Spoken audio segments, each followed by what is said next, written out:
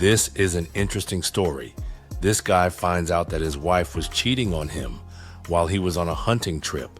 For as long as I can remember, hunting has been more than just a hobby to me. It's a deep, enduring passion. There's something about the crisp morning air, the rustle of leaves underfoot, and the quiet patience it takes to wait for the perfect shot that speaks to something primal in me.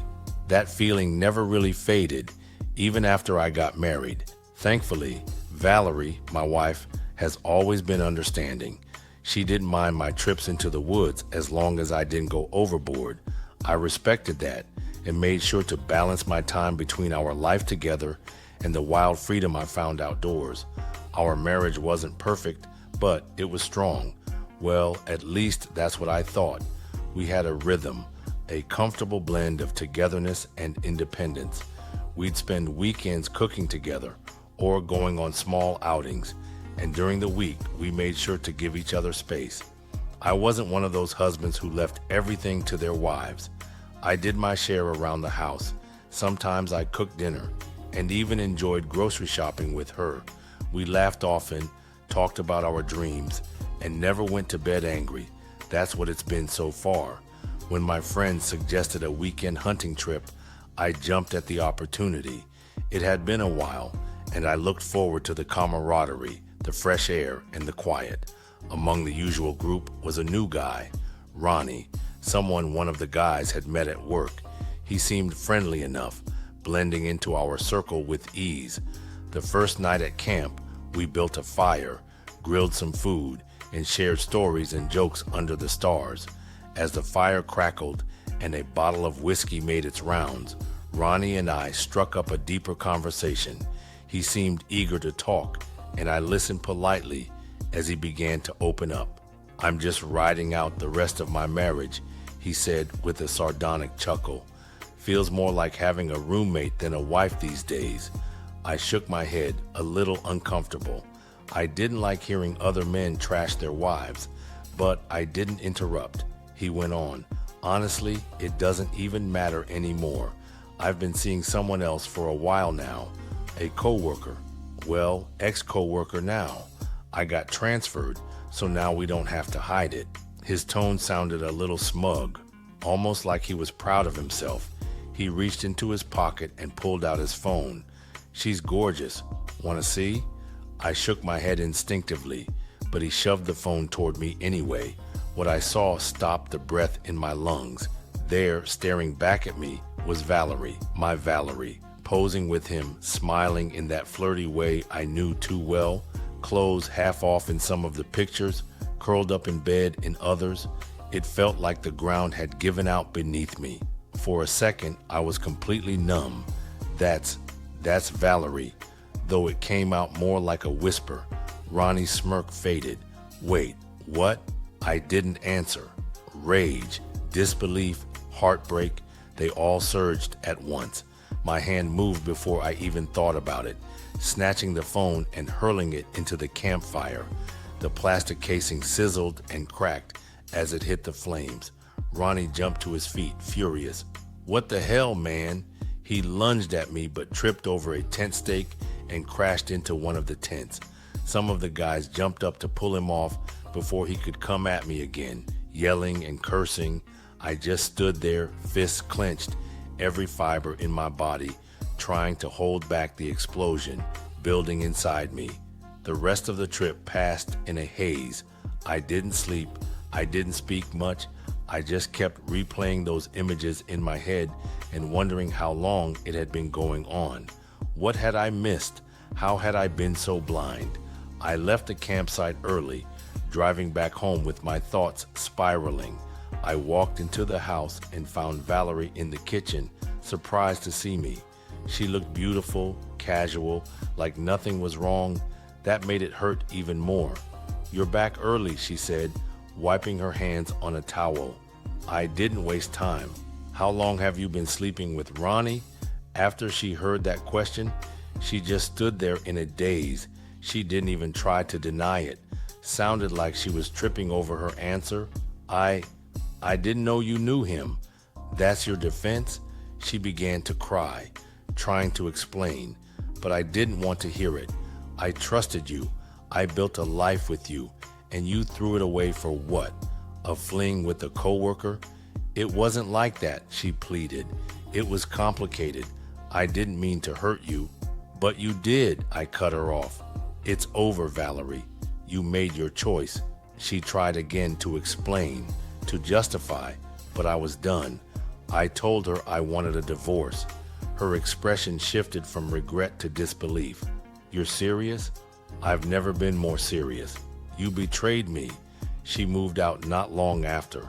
I heard she tried to keep the affair going with Ronnie, but it didn't last. Whatever thrill they had fizzled out fast. Eventually, she ended up back at her parents' house, jobless, aimless, and dealing with the consequences of her actions.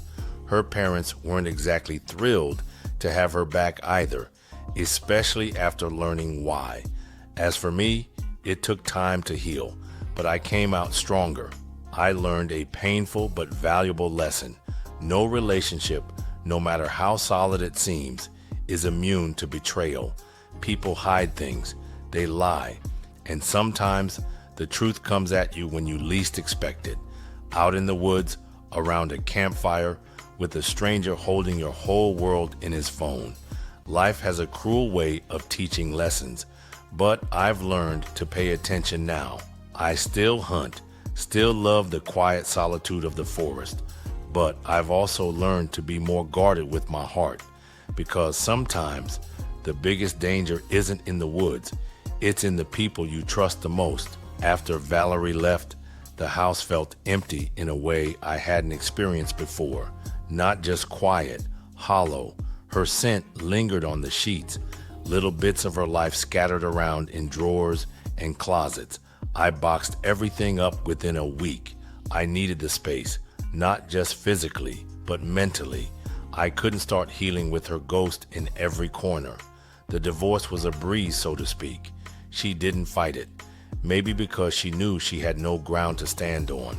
We'd built a good life together, 2 incomes, no kids, a cozy home. And now it was unraveling because of a decision she made when she thought I'd never find out. Mutual friends started to reach out, some out of concern, others fishing for gossip. A few admitted they'd seen something off about Valerie lately, but hadn't wanted to interfere. I don't blame them though. Love makes us blind, and from the outside, everything probably looked perfect. I was the last to know. That realization stung the most. I spent more time outdoors in the weeks that followed. The forest became a kind of therapy. Out there, things made sense. There were no lies among the trees, no whispered secrets or hidden betrayals, just the sounds of wind, birds, and the distant rustle of wildlife.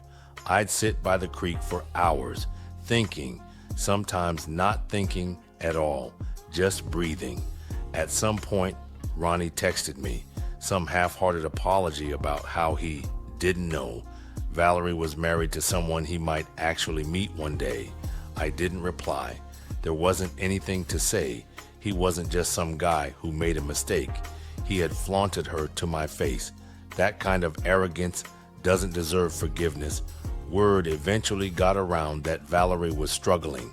She lost her job. Apparently, her relationship with Ronnie had bled into her professional life, and when it went south, so did her performance.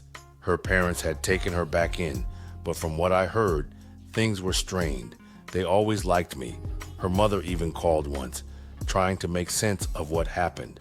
I listened politely, but kept the call short. Whatever pain Valerie was feeling, it was her own doing. I wasn't her fixer anymore. It took months, but I finally found my footing again. I started cooking more, not for anyone else, just for myself. I picked up woodworking, something I'd always wanted to try, but never had time for. I got back into the things I like to do sometimes, which included gaming, not too much, but when I had some downtime, I turned on my Xbox. I took short solo trips and even started going to the gym regularly. There were nights when the loneliness crept in, but they became fewer. I learned to enjoy my own company again. That was the biggest lesson. Not how to move on from betrayal, but how to remember who I was before the betrayal happened. Looking back, I can't say I regret everything. I regret trusting someone who wasn't worthy of it, yes, but I also see now that the signs were always there. Small things I brushed off. The times she was distant, the excuses that were suspicious, like doing happy hour and not getting home until almost midnight on work days, or placing her phone face down when she never did that for the entirety of our relationship. I chose to believe in the version of her I loved, not the one she actually was. Some of my friends sometimes ask if I'd ever consider getting married again. I don't have a solid answer. Maybe someday if the right person comes along, but I'll be different next time, more careful, more aware, not bitter, just wiser. Because life has taught me a hard truth. Betrayal doesn't always come from enemies. Sometimes it comes with a smile, a kiss goodnight, and the quiet promise of forever, only to vanish the moment you look away. And now, when I return from the woods, I come home to peace. Not the kind built with lies and compromises, but the kind you earn after walking through fire and choosing to rise again. I survived the worst of it and found myself waiting on the other side. Commentary. All I have to say, he probably missed those red flags, but he didn't waste any time and he didn't simp.